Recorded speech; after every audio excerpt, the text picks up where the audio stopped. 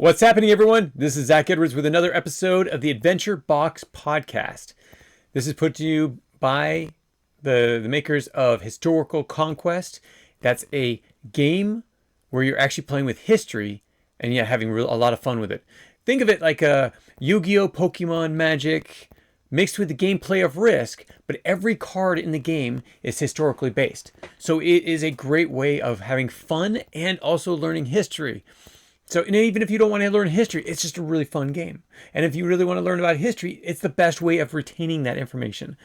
It is awesome. Now, it's funny because I'm the creator of it, and I still say it's awesome. Yes, and I don't say that to boast on myself. I say that from the people that we've talked to and people that have played it, and it is highly recommended by everyone that plays it. So going on, the Adventure Box Podcast was created so that you could learn about history while having fun with a game, learning from a curriculum. We actually have our Adventure Box and our curriculum every month. So this month it is on ancient American history. Now, next month we're actually going to break into two. We're going to be doing ancient American history, and American history, and then we're going to be doing ancient civilizations. So we'll actually break off into two in the same podcast. So we'll let you know which one is American history and which one is ancient civilizations. Now, beyond that, let's go into today. Today we're going to be talking about something that's quite fascinating. Last time, we talked about the Maya.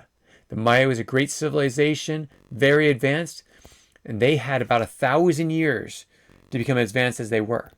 The Aztecs were very different because they started around 1345 and went only to about 1521 when Cortez came in and took them over. The Mayas actually took a lot longer. They took like 4 different attacks in order for the Spanish to take them over. The Aztecs, with Hernan Cortez, get that down, Hernan Cortez, he was able to take them down in actually a matter of days. So, and controlling the empire within months or within a year. So let's go into who these people were. But first, before we do that, we need to find out where they're from. Okay, so I'm going to show you an image that I have. This in red, if you can see the image, it shows Mexico. Basically where Mexico City is, smack dab right in the middle of Mexico. What's interesting about this is they actually found a lake, and that lake what was supposed to be, let's go back to their religion. Okay, let's go back to their legend. So the legend is that they came from a mysterious place, and actually I should show you the next slide. This will actually show it. They arrived back around the 1300s, the early 1300s, from a mythical land called Aztlan, Aztlan. Now, interesting enough, this is actually written down. This was told by oral history. But interesting enough, like the Maya, whenever a new leader came into play, they wiped out the history and rewrote it. So new codexes were created. New writings were created. Now, of course, not everyone knew how to write because it wasn't about their survival. It wasn't essential for the people to find out because it wasn't about their survival. The people were they wanted to put most of their emphasis on anything that would help them to survive. Didn't matter keeping the records for the future. But the records that they did have would be destroyed every time a new leader would come in, and whether it had to be with their history or their religion, because this new leader would have other things in mind. Again, yesterday we talked about the iron fist. If someone came in and wanted to rule with an iron fist, they destroyed everything and rebuilt in the way that they saw it was needed to be rebuilt. Now, in your expansion pack, you're going to actually receive one of their leaders of the Aztec tribe. It's actually the one that founded them. So let's go back to the history. 1300s, about 1345, 1340. They're traveling, supposedly, from northern Mexico. So northern Mexico, they come down into this area, and they found an island. They found a lake. They found a lake. I'll come back to that one. Lake Texcoco. Lake Texcoco is actually a lake that had a large island in it. Now, why did they desire to be in this large island? Well, in their myth, in their legend, in their religion, they were told by revelation from their gods or God that they would actually find a place. Actually, I think it was God. They had one God at the time. I think it expanded from there. They had one God at the time. That they were going to find a place where they needed to settle. And the way that they knew that this was going to be the right place is they would find an eagle sitting on a cactus, eating a snake.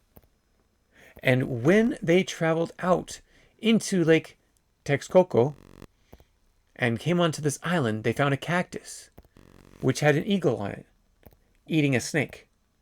Now, whether that is actually true or not, who knows? That's their legend. So give it with a little bit of grain of salt, because it is a legend. There's nothing, their writings weren't exactly about it until afterwards. There's nothing, no proven evidence. So it's much like the part of theory and fact. Theory, as in it could have been true, it could be true. There's nothing that says it could not, that's definitely not true. And yet there are possibilities that it is partially true or not at all true. But this is supposedly how it happened.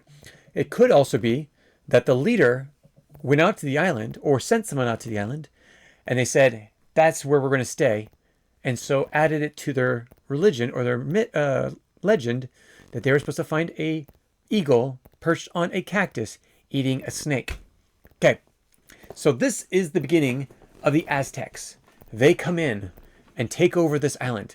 What the great things about this island is, so this would become Tenochtitlan. Now, Tenochtitlan was to be their capital city. Look at where it is. Talk about the most defensive area you could have. The only way to come out here is by bridges that they made. Usually land bridges, some of them not land bridges. Some of them rafts, everything floating. And so they actually had to make their way out to the island in order to attack the Aztec. As the Aztec got stronger, they started to branch out. Now I'm going to go back to that image that we had, and I passed. These were the other tribes that were out in this area. There were the Tlaxcala. There is the Tenochtitlan. There is the Mixtec. There was also another one. I don't remember what their names are. Smaller group. The Zapotec. And then there was the Tarascans. There was also roads that they created to trade on. So that's what this image is. This is what they would have found the Aztec Empire when the Spanish came. Hernan Cortez came. He would have found the Aztec Empire built up. Now, what's interesting about this is, if you can see on the image, and if you can't, it's okay. In the image, you'll see around Tenochtitlan a core state. That's basically where the Aztecs took most control. They had control over this area. The tributary areas are all the outskirts, basically all the other tribes. They conquered them over time. And again, they had 200 years. Now, to put this in perspective, the United States, America, 1776 and afterwards until now. So that is 230 years, give or take. So in that 240 years, out of that 240 years, we've done all that we've done. Look at the Aztecs, 1345 until 1521. They were only around for less than 200 years. So in the time that the United States has been in power, has been in a solid state that it is, the Aztec had a short amount of time. Yet, they conquered a lot of the lands in the Mexico area, and those other civilizations had to pay them tribute, which is why they're called tributary states. And then you also had allied states. So the Tenochtitlan group, tribe, culture, was an ally, while the others were tributes. So now think of it this way. As Tenochtitlan got bigger, a lot of people started breaking out and started going with their families. They actually believe that this is actually one of the downfalls before Hernan Cortez came. Also, there was different diseases that came in. Potentially one with salmonella. Interesting. So when you put a piece of chicken or you scrape an egg off of your countertop and eat it, it might have salmonella on it or on the surface of the countertop afterwards. It's a bacteria that grows on food, basically. This actually could have been the demise of the Aztecs. It could have also been the demise because their power became so strong and all their tributes hated them. They loathed them, which means hated them. Actually, it's very much stronger word than that. But it would get to a point where they did not want to tribute to Tenochtitlan and the Aztecs anymore. So when Hernan Cortez came in and started making friends with the enemies, but the tributes of the Aztecs, it was so easy to turn them against the Aztecs. Hey, we are Europeans with firearms, with iron, with all these different tools and weapons. We're going to teach you about these, and we're going to take over Tenochtitlan. We're going to take over the Aztec Empire. So it's fairly easy for Cortez to rally a lot of these enemies or these tributes away from the Aztecs and actually attack them when the time was needed. So let's go back into the ancient history of the Aztecs, because it was not all about war. It wasn't at all. Okay, so this is a picture of what the island could have looked like. Now, if you see from the picture, if you don't, it's fine. There are a lot of different bridges built off of it. Well, these bridges don't actually exist anymore. A more accurate picture is actually one drawn by the Spanish. So not accurate in the sense of, hey, here's how the lake actually looked compared to the city.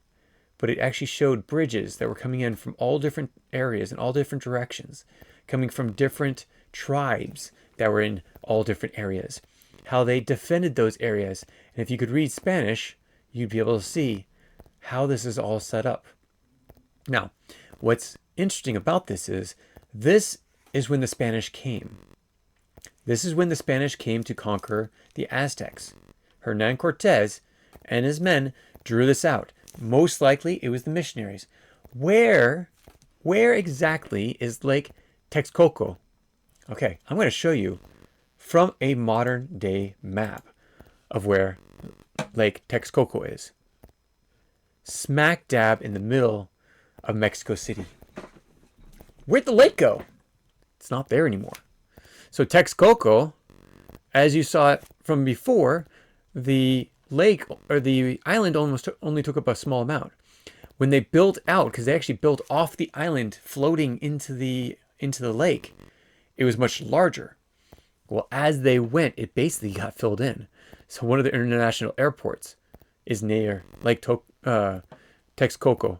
Now I'm going to change this a little bit. I'm going to show you, instead of a street image, I'm going to show you what the area looks like now. This is Mexico City. There is no lake anymore. It's completely covered up. Now there are small lakes, and there are larger areas of lakes that have been preserved as much as possible. But there is no lake in Mexico City. Lake Texcoco does not exist anymore. Hey, look at that. Okay, so just parts and pieces of it. And actually, there is understructure for it that was built on top of. But it's gone. Yeah, the lake is completely gone. Okay, so this is how the Spanish saw it. Again, most of the island was completely covered, and most of the things that they lived on out there were floating at the time. Floating gardens. Actually, that's what they're well known for. So this is another image of what it possibly looked like at the time of Cortez arriving. So this would be the rest of the lake over here, and it would come over to the island minus all of the floating areas over here. And they also took over a lot of the other islands around that area as well. Okay, keep going, keep going. So what did they do? What did the Aztecs do?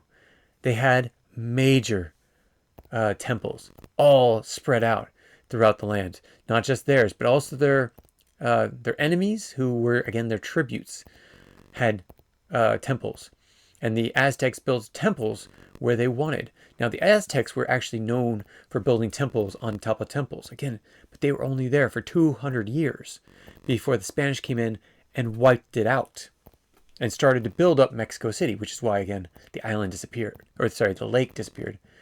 The island is still there technically, in the middle of the rest of the island being made land. So in Mexico City, if you go here, you'll be able to find places with major ruins all over the place, and the old Spanish missions that were built and left. They're part of the artwork. They're part of the ambiance. They're part of the heritage of this area, especially those that were living during that time. They did not want to destroy their heritage. Those who are still Aztec or any of the other tributes, they wanted to keep their history alive. The Spanish even did not destroy all the history. Instead, yes, they did destroy some of the codexes, some of them. There's still a few still around. They did destroy a lot of the artwork, but not all of it. Some of it is still around.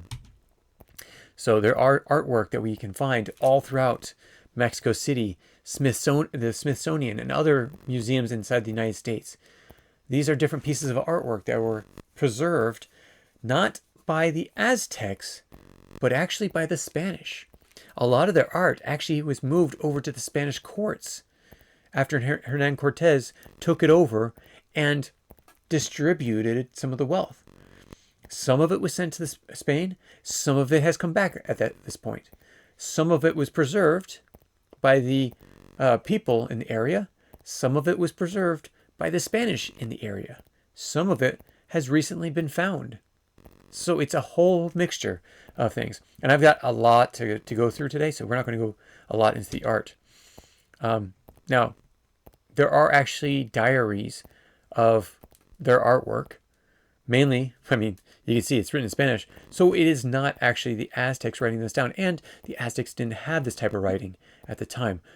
But it was documented images that were the artwork of that time. And who did this? The missionaries. Most of the time, it was the missionaries that could actually write and could actually draw, and were actually given the opportunity and the job, basically, to document as much as possible. So they wrote diaries. I mean, there's a lot of volumes of these diaries of the Aztec history, as well as the Spanish knew it. Now, here's the thing.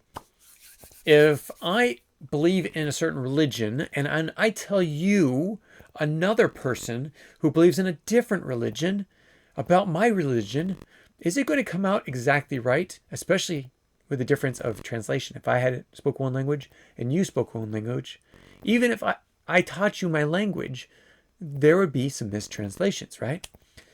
So what do the Aztecs actually believe? Again, everything that the Aztecs have now in their culture has been passed on by oral history. If not, the Spanish wrote it down. So there's a potential that you might not be getting the full story from what the Spanish wrote down. Not to say they didn't try.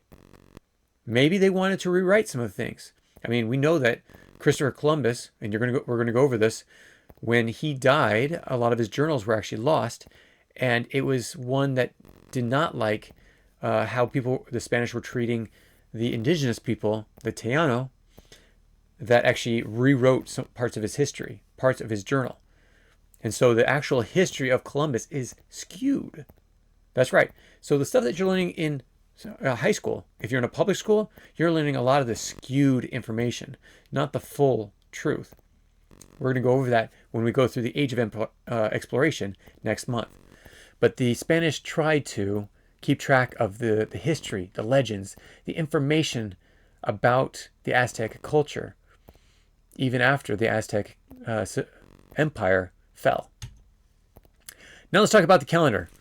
Okay, so this is not a calendar. This is an Oreo, but it's shaped very close to, oh look, the Maya calendar, which we talked about yesterday, but is nothing like the complexity of the Aztec. Okay, so this is something really interesting and really everyone needs to know this. Okay, there is a difference between the Aztec calendar and the Maya calendar. The Mayan calendar, we do not actually have a replica of. The Aztec calendar, we do. Actually, I think we have 2, 3, or 4 of them. Not many anymore.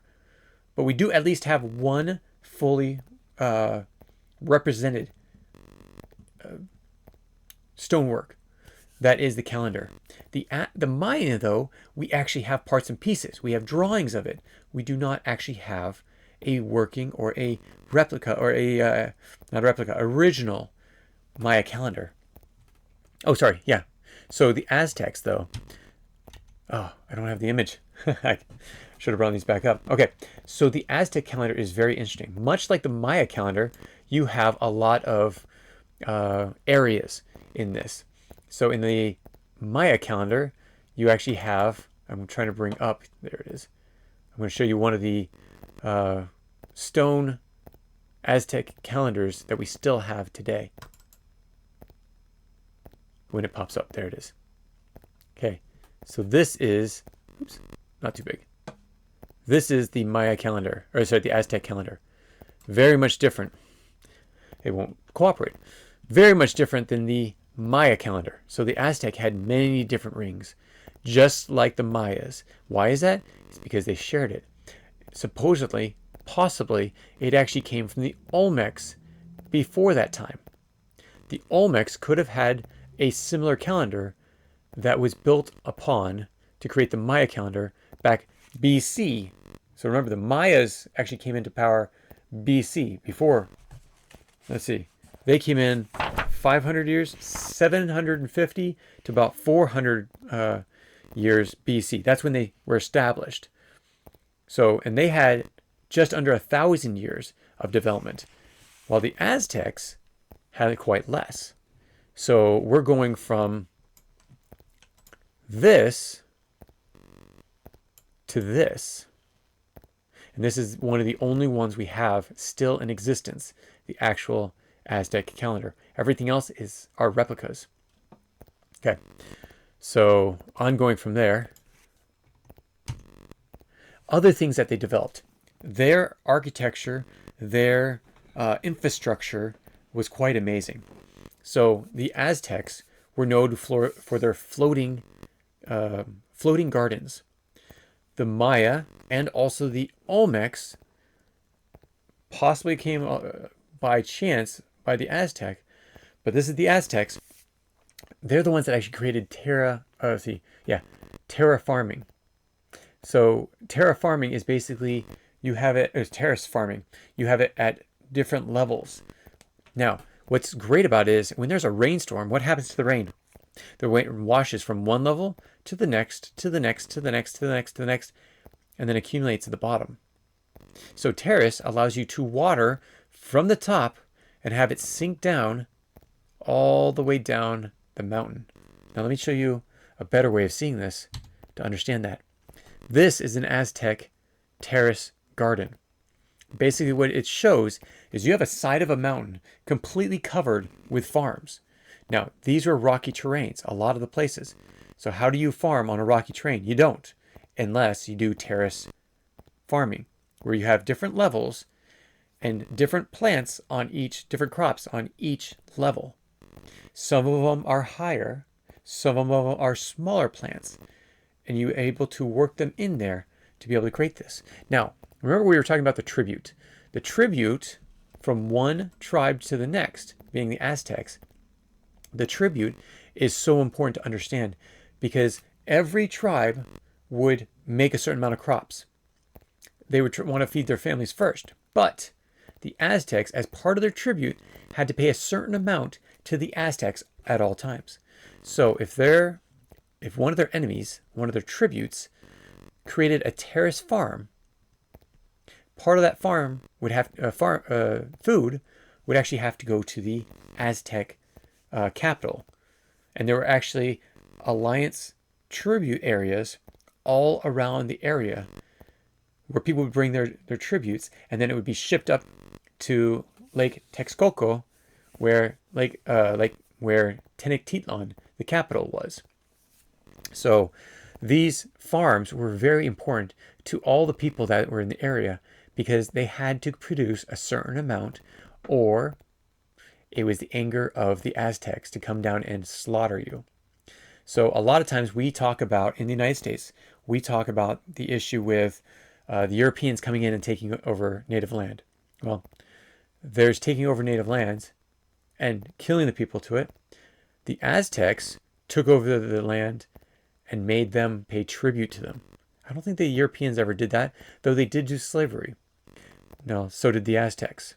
So did the Maya. So it's interesting how comparison it is that the Aztecs came in about 1300 AD and then conquered all these lands, and then they became slaves to that land. So by the time that Columbus came in, all the tributes, all the enemies were ready to turn on the Aztecs as fast as possible. They joined up with Cortez and made it a lot easier for taking over Tenochtitlan and the whole Aztec Empire. Well, interesting enough to them, they went from the Aztecs being their enemy to the Spanish taking them over. So, yeah, I don't know which one was worse. Anyways, let's go further. There's, again, a lot of information here. Let's go to the Aztec class structure. Okay, so in Tenochtitlan, in the normal Tenochtitlan, you had the rulers and his families. So those that ruled and their families. Then you have their government officials, their priests, their high-ranking warriors, government officials. They were right under the ruling class. Then you had the commoners. Though these are not of noble rank, they weren't a government official. They were the white-collar workers, the blue-collar workers that we have here today in the Americas. After that, though, much like in our society, you have people that are in the lower class, have less money, less income. They were considered in here peasants. And then the last one is you have slaves. Well, luckily to us, we got rid of slavery a long time ago. Well, the Aztecs did not until they were conquered.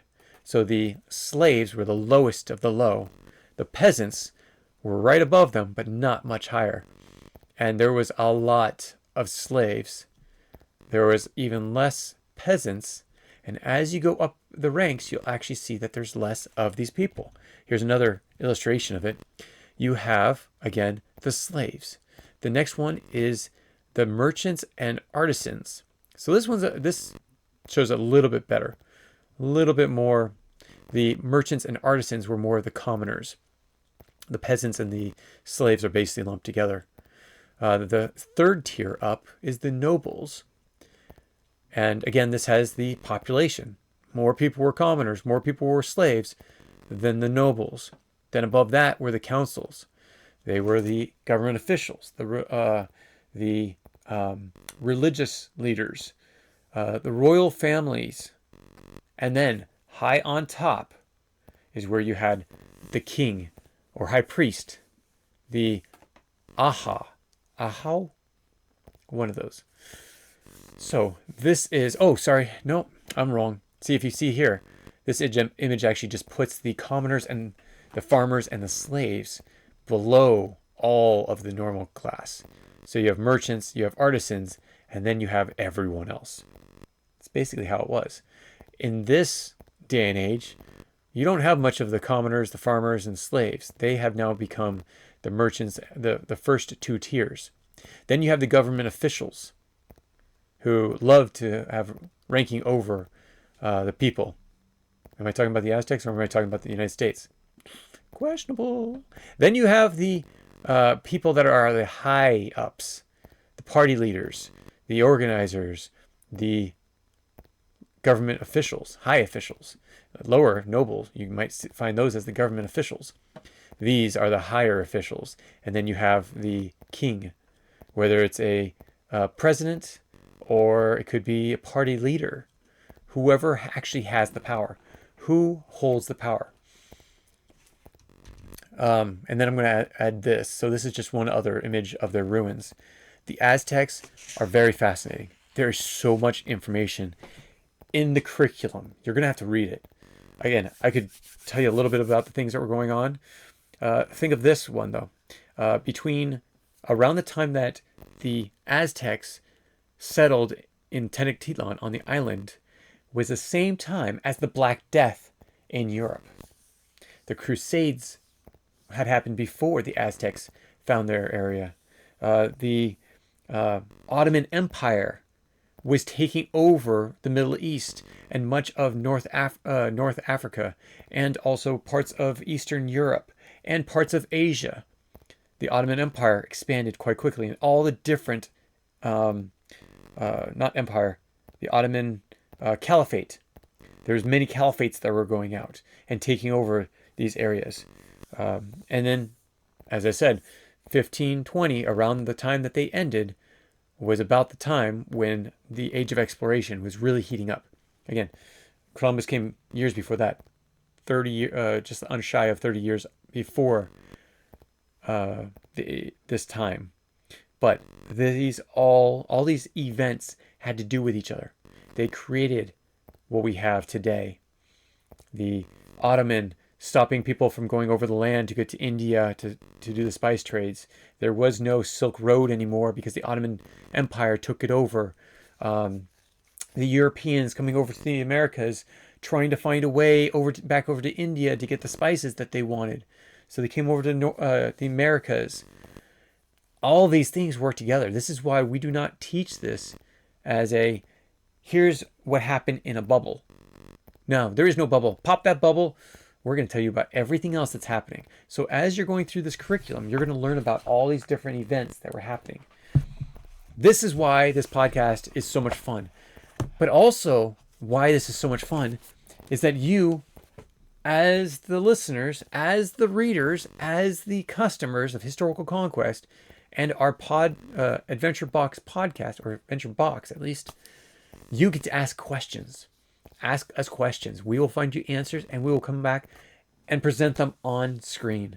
Whether it's on our podcast or whether it's in our YouTube video, we can't wait to tell you. So please send us your questions. Please send us your videos of some of the activities that you do from the curriculum. If you do cross-curricular, like you do a science project based on the Aztecs, or science project based on the Olmecs, or a math problem, or English assignment, we would love to hear about it. If you put it in video form, we might just put it on our podcast. This is why we are a community in this podcast. It's not just about me. It's not just about what we're talking about. It's about you. We are here for you. We're going to answer questions. We're going to bring on experts. And if you know any experts of history that would like to come on, we would love to pick their brains. Thank you so much for joining us. We will catch you next time. That would be tomorrow. We're not going to be talking about an actual civilization. We will be talking about the overall area of Mesoamerica. Can't wait to talk to you about it. We'll talk to you soon. Take care. Bye. If you have any comments or questions, add them to the comments below. Otherwise, we'll see you tomorrow, actually. Take care. Bye.